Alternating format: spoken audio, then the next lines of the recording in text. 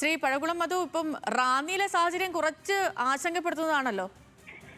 തീർച്ചയായിട്ടും ആശങ്കപ്പെടുന്നതാണ്. കാരണം 2018 പ്രളയത്തിന്റെ ഒരു കെടുതികൾ, അതുണ്ടാക്കിയ നാശനഷ്ടങ്ങൾ ജനങ്ങളുടെ എല്ലാം മനസ്സിലുണ്ട്. അതൊരു ഭീതിയായി സത്യത്തിൽ ഇപ്പോൾ വളർന്ന് കഴിഞ്ഞിരിക്കുന്നു എന്നാണ് എനിക്ക് പറയാനുള്ളത്. ഇപ്പോൾ ഒരു ചെറിയ മഴ പെയ്താൽ പോലും റാന്നി ടൗൺ അപ്പാടെ വെള്ളത്തിൽ മുങ്ങുന്ന ഏറ്റവും വലിയ ദുരന്തമാണ് ഇവിടെ ഉണ്ടായിക്കൊണ്ടിരിക്കുന്നത്. 2018 ഒരു കോടിക്കണക്കിന് ഇവിടെ നാശനഷ്ടമാണ് ഇവിടുത്തെ ചെറുകിട വ്യാപാരികൾക്കെല്ലാം ഉണ്ടായിട്ടുള്ളത്. അത് അനുസ്മരിപ്പിക്കുന്ന വിധമാണ് ഇപ്പോൾ വെള്ളം കയറിക്കൊണ്ടിരിക്കുന്നത്. ഞാനിപ്പോൾ ഇട്ടിയപ്പാറ ടൗണിലാണ്. വെളുപ്പിന് 4 മണി മുതൽ ഞങ്ങളെല്ലാം ഇവിടെ ഉണ്ട്. ആ സമയം മുതൽ ഇവിടെ വെള്ളം കയറിക്കൊണ്ടിരിക്കുകയാണ്. കടകളിൽ നിന്നുള്ള സാധനങ്ങൾ മാറ്റാൻ വേണ്ടിയുള്ള ഭഗീരഥ പ്രയത്നമാണ് ഇപ്പോൾ നടത്തിക്കൊണ്ടിരിക്കുന്നത്. പക്ഷേ റാന്നിയുടെ മറ്റ് പല പ്രദേശങ്ങളിലും വെള്ളത്തിൽ മുങ്ങി. പ്രത്യേകിച്ച് വടശ്ശേരിക്കര, ആത്തിക്കയം, കുരുമ്പംമൂഴി, കോട്ടാങ്ങൽ, ഈ പ്രദേശങ്ങളെല്ലാം ഈ ടൗൺ കോട്ടാങ്ങൽ ടൗൺ വെള്ളത്തിൽ മുങ്ങി. വലിയ നാശനഷ്ടം ഉണ്ടായിരിക്കുന്നത്. വൈദ്യുതി നിലച്ചു, ഗതാഗത സൗകര്യങ്ങൾ അപ്പാടെ നിലച്ചു, ജനങ്ങളുടെ ആക്സസ് മൊത്തം സമ്പൂർണ്ണമായി ഇല്ലാതായി. വലിയ ഒരു ദുഃഖകരമായ സാഹചര്യമാണ് ഇവിടെ ഉള്ളത്. കിഴക്കൻ മലയോര പ്രദേശങ്ങളിൽ മഴ ഇപ്പോഴും തിമർത്ത് പെയ്യുകയാണ്. അപ്പോൾ ആ മഴ അവിടെ പെയ്യുമ്പോൾ ഒരു 1-2 മണിക്കൂറിനകം ആ പെയ്ത്ത് വെള്ളം മുഴുവൻ വീണ്ടും ഈ ആറ്റിലേക്ക് ഇറങ്ങി അത് വീണ്ടും ചെറിയ തോടുകളിലൂടെയും മറ്റും വന്ന് ഈ നഗരത്തിലേക്കും പരിസര പ്രദേശങ്ങളിലേക്കും വെള്ളം ഇനിയും വർദ്ധിക്കാനാണ് സാധ്യത. ഇപ്പോഴും വെള്ളം ഏറിക്കൊണ്ടിരിക്കുകയാണ്. ഇടയ്ക്ക് ചെറിയൊരു ശമനം ഉണ്ടായെങ്കിലും വീണ്ടും വെള്ളം വർദ്ധിച്ചുകൊണ്ടിരിക്കുകയാണ്. അതെ, നമ്മൾ അതിന്റെ ദൃശ്യങ്ങൾ ഇപ്പോൾ തത്സമയം കാണുന്നുണ്ട് ശ്രീ പഴകുളം മധു. കാരണം വീടുകളുടെയൊക്കെ ചില വീടുകൾ പൂർണ്ണമായും, ചില വീടുകൾ ഭാഗികമായിട്ടൊക്കെ മുങ്ങിപ്പോയി. മാത്രമല്ല, ഈ മുങ്ങിപ്പോയ വീടുകൾക്ക് മുകളിൽ ആളുകൾ ഉണ്ട്. അവരെ എത്തിക്കാൻ NDRFന്റെ ശ്രമം തുടരുകയാണ്. ഇപ്പൊ ഒരു ചെറിയ സ്കൂബ ടീം മാത്രമേ ഇവിടെ ഉള്ളൂ. കൂടുതൽ ബോട്ടുകൾ ആവശ്യമുണ്ട്.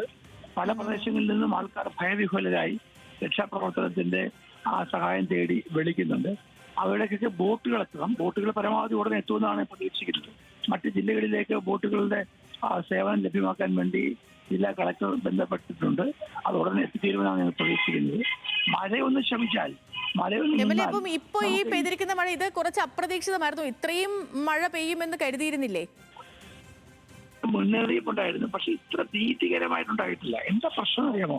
ഒരു ചെറിയ മഴ പെയ്താൽ 2 ദിവസം മഴ നിന്നാൽ റാന്നി ടൗൺ വെള്ളത്തിൽ മുങ്ങും.